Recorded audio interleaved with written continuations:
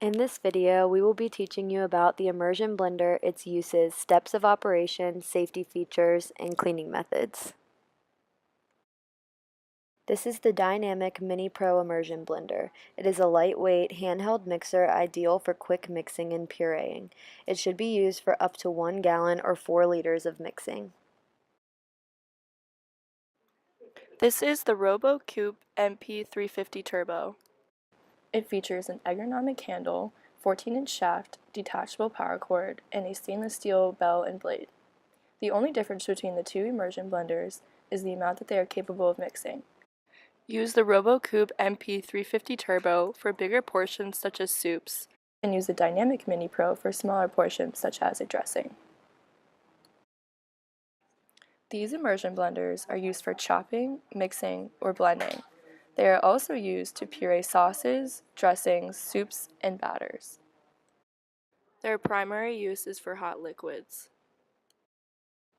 To operate the immersion blender, plug the outlet into the wall. Then place the bowl with blade immersed into the food.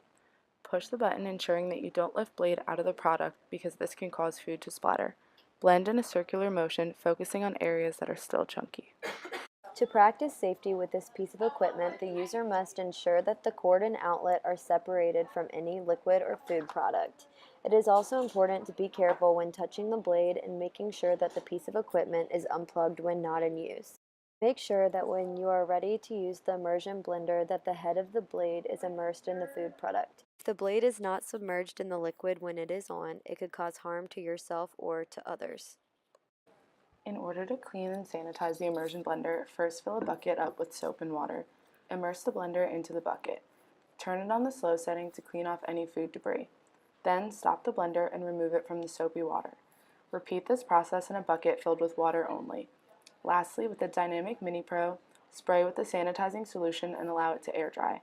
If using the large immersion blender, remove the head and spray both parts separately with the sanitizing solution.